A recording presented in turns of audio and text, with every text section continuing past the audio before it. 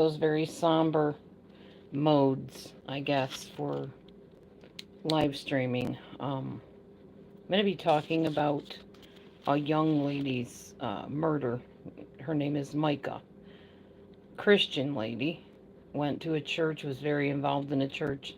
I believe was married to the pastor of the church, John Paul Miller. Um, I don't have all the details. I'm going to do the best I can to give my opinions and my viewpoints based on what I do know. Okay. I've also posted the video from the True Crime Network on my community page. So if you want to check out more of the details, a lot of what I'll be talking about here is on there in probably more accurate details. So I'm doing the best I can. Y'all know I'm not a true crime expert by any means, but I can give an opinion. So apparently what happened was Micah, the beautiful young lady, went and bought a gun. Presumably, I guess, to hunt with or to defend herself. I think it was to defend herself. Um, Back at the beginning, this guy, John Paul Miller, apparently had his sights on her from the time she was around 14. And he would kind of make it so that eventually she became the church secretary and he could kind of keep his eyes on her at all times. Her family said even to the point of deciding who she would marry and becoming best friends with the guy she married so that he always knew where she was and what she was doing. And he would make it so that he could get alone with her quite a bit throughout the years. So essentially, allegedly grooming her is what was going on. I'm gonna get up and move because my husband needs. Oh, what? Can you make sure I'm up by 3? Yeah. And find me something for an upset stomach and nausea, please. Whatever you're craving. It's gonna be a while, but okay. Yep. Okay. Anyway, so anyways, hey, Weetsy Bat. So this is a very interesting and very disturbing story, as so many true crime stories are, and the fact that this happened in a Christian church in the Bible Belt, nonetheless. I believe it was South Carolina or North Carolina that this happened.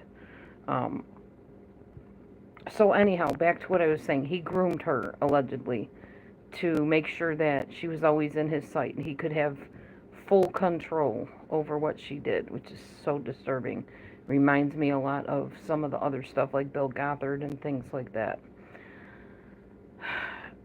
She had no signs of mental illness whatsoever until she hooked up with this guy. She ends up marrying him at some point. And because she was formerly married, I believe, to this guy that he knew about and was best friends with. But then at some point he marries her. And she has no signs of mental illness, but yet right before this whole murder thing happened, there was allegedly, she had paranoid delusions and things like that. Probably told by him, no doubt, planting that. I'll tell you right now, I think he killed her. I said that with Chris Watts, I was right. I'm not always right, but I really do think that there's foul play involved here. Even if he didn't kill her, he had somebody do it.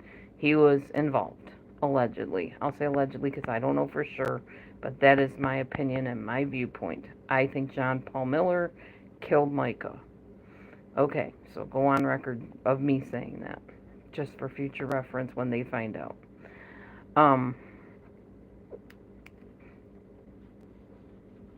Yeah, Weezy Bat. My daughter, again, sent me this. Of course, Amber. Leave it to Amber. Well, I don't have to worry about being put into the true crime section from the self-help section on YouTube because I'm already here. Don't have to worry about that now.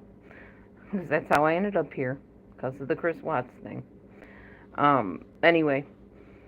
He, at some point, allegedly made her agree to getting a power of attorney. I think he was her power of attorney. Basically convinced her she was crazy, allegedly. When she was away from him, because apparently she was at some point, she must have been, I'm guessing, uncomfortable and went and stayed with her family. And the time she was away from him, be it through a legal separation or whatever happened, she came back into herself. She was more herself again. She was comfortable. She went and got a job, which Paul Miller did not like. He didn't like not having control. We all know about narcissists and psychopaths and sociopaths. Well, he didn't like her having a job, so he had a big old problem with it, apparently. I don't know how he reacted. They didn't mention that. But the fact is, obviously, he lost control of her when she started realizing, things aren't feeling right in this marriage. I don't like how he's acting. He posted a nude photo of her at one point. Thanks, Nathan. On the internet. And I guess she somehow found out about it, and he apologized, saying, "You're right, it was wrong of me to post a nude photo.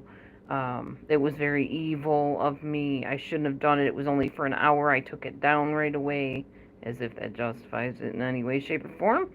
Posting a nude photo of your wife on the internet? Yeah, no, you don't do that kind of stuff. But he apologized, so I guess in his mind that made it okay. I don't know, the guy was clearly, as far as I'm concerned, not all there, among other things, and probably just flat out evil. There are people that are just plain born evil, as far as I'm concerned, there are. And there's other people that are raised in a situation that they turn out evil because of it. Who knows what this was, but the whole situation is awful. Absolutely awful. So no signs of mental illness at all until she's with him. Like in marriage or whatever. Go figure. Now, the interesting thing is the dude has allegedly passed records, I guess, criminal records against himself for assault and some other things. In my opinion, that just says right there that he allegedly groomed her. The fact that he had a past criminal record, I don't know if they knew about it or not, but she still married him anyway. So that tells me there's some kind of a unhealthy tie being formed all along to this guy, in my opinion, again. So basically what happened was she was somehow, what they believe, allegedly, taken out to a park and shot to death. And they found her body floating in whatever that body of water was there. Now, she made a call, a 911 call, basically saying, "I'm at such and such park in case, my family wants to find me. I'm about to kill myself. I just want them to know where to look." If that ain't creepy, I don't know. I've never heard of a suicide call. I've heard of suicide letters being left behind, but, correct me if I'm wrong, but I've never heard of that. But she left a suicide call with 911 saying, "This is where I'll be."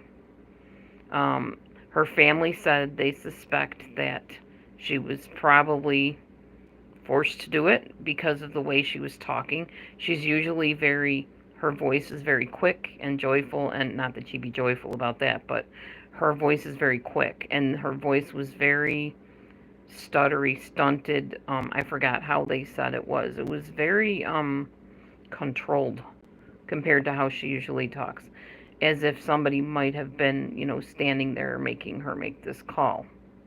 God, I just even thinking of this happening, like, to me or something, is petrifying, terrifying. I'm thankful to God every day for his protection, and that I didn't marry somebody that was like that. Ugh. Anyway, I don't mean her, I mean him.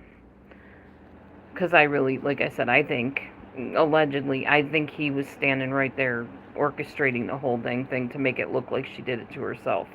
She did buy the gun. So that was his opportune moment, in my opinion, to make it look like, oh yeah, she had this gun, so we're going to make it look like a suicide. This dude was way too cunning, what's the word I'm trying, wary and cunning to not do something like this, again, in my opinion. And of course he did the whole getting on, I think, camera or in front of the congregation crying and saying whatever he said. And it just, even listening to him, it sounded like fake tears to me. I didn't see it. I didn't watch like a video of it. I haven't yet. I was walking. I was doing my morning walk listening to it. And even listening to it was like, no, in my opinion, that sounded fake to me. It just sounded really fake to me. I think he was talking about her wanting to take pictures at intervals during something, I don't know, a trip or whatever, and he was saying she wanted to keep taking picture after picture after picture, wanted to stop here and take pictures, but just the way he sounded just sounded hokey to me. I mean, like I said with Chris Watts, I may be wrong. If I am, then sorry, I'm human. I'm only interpreting the best I can from a human standpoint, but it sounded fake to me. What they think may have happened allegedly was because she had bruises on her hand, that he may have grabbed her hand and squeezed the trigger with her hand to make it look like she did it.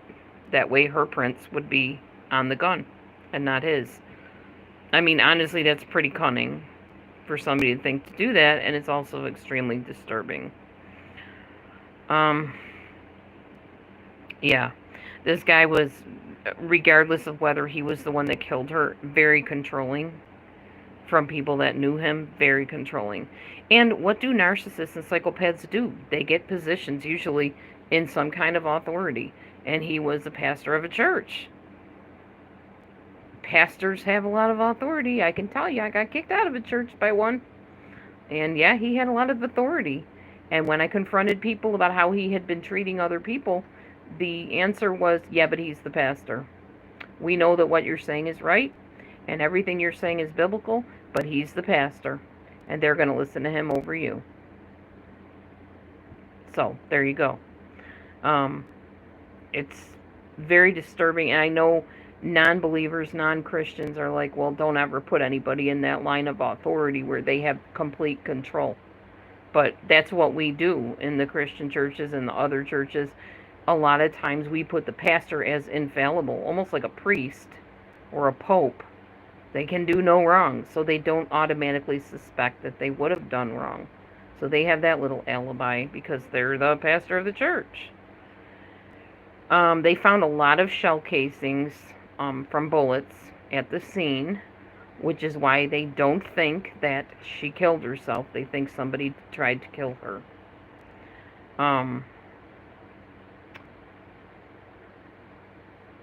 There was a tracker on her car. Several times she found trackers on her car where somebody was watching everywhere she went and keeping track of it.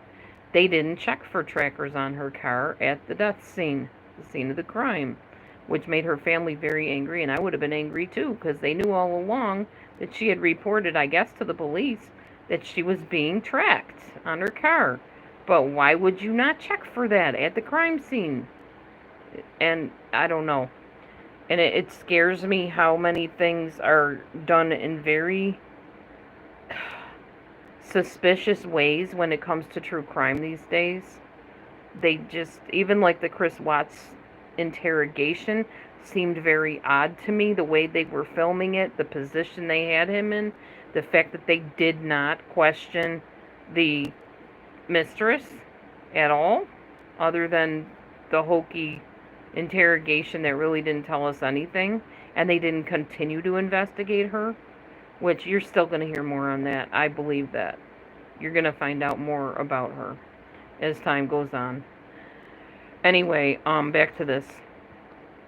John Paul also rushed the cremation of the body.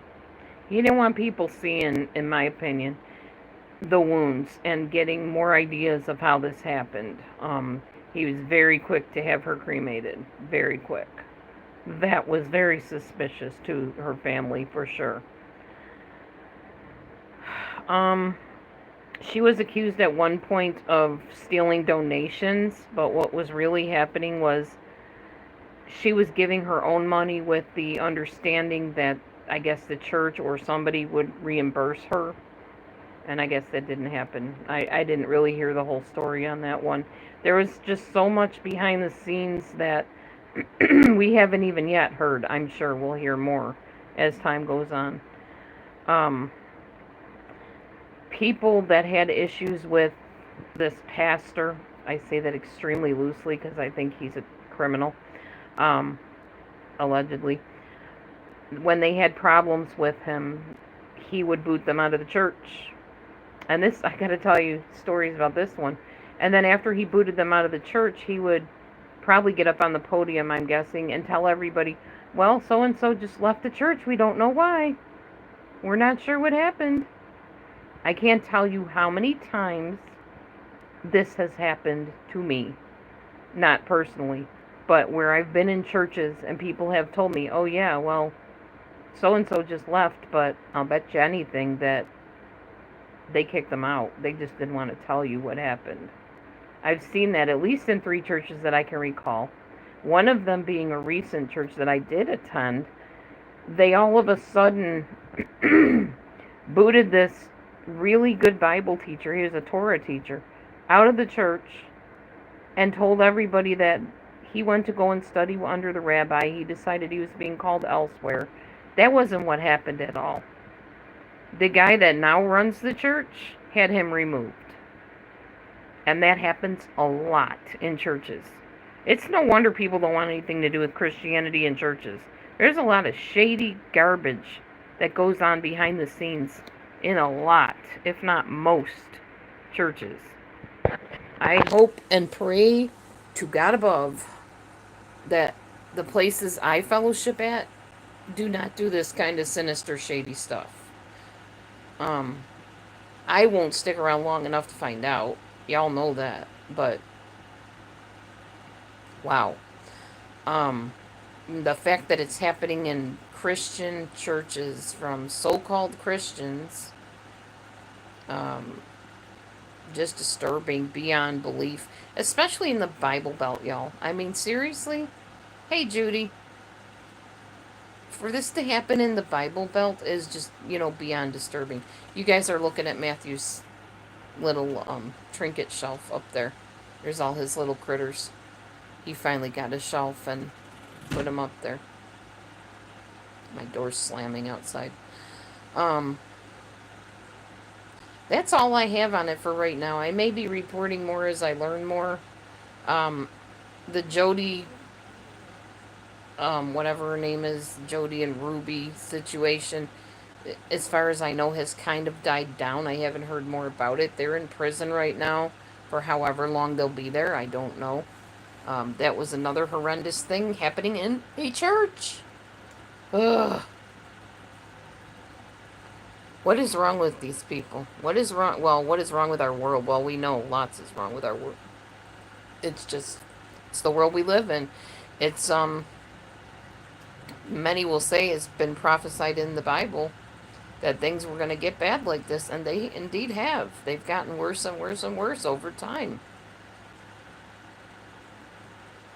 You know, I believe in a devil, and I believe he's allowed a certain rule and reign over this earth for a short time.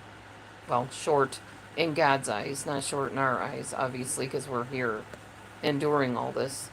Um, but one day it'll all end and we'll be over with, and we'll know all the truth about everything if we don't know it down here. So the truth will come to light one way or another, one time or another, and that'll be, the day when true judgment will be brought.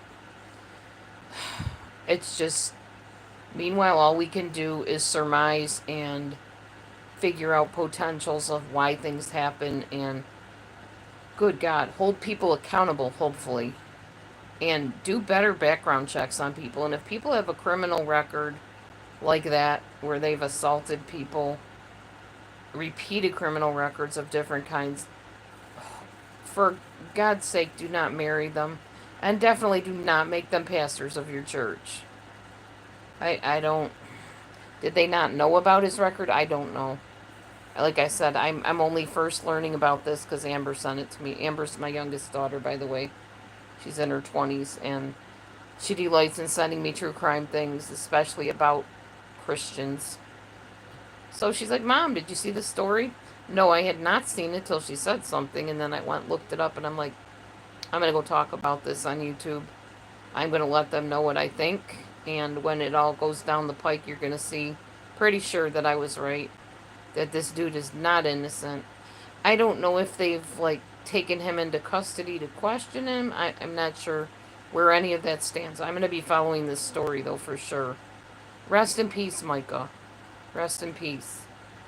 I'm sure you did not deserve that, whether at your own hand or at somebody else's. You did not deserve to be killed. You just didn't. It's so sad. Many believe she's probably in the arms of Jesus right now, where she belongs and at peace. Apparently, this husband of hers was a tyrant behind closed doors, even if not physically, definitely emotionally, psychologically, not a good person. Very controlling and dangerous. So we'll find out, and as I learn more, I will be sure to report back. I need to go for now and find my husband some nausea medicine. So, and then I think I am heading places that I need to go, different errands I need to run eventually. So, you guys have a wonderful day. Thanks for listening to my true crime report on the Micah Miller, I believe, situation. I don't even want to give her his last name because I really do think sinister doings are afoot with that man. I pray that the truth comes to light and all the hidden things are revealed, as they always are eventually. Y'all have a good one, and I will see you next time. Be blessed.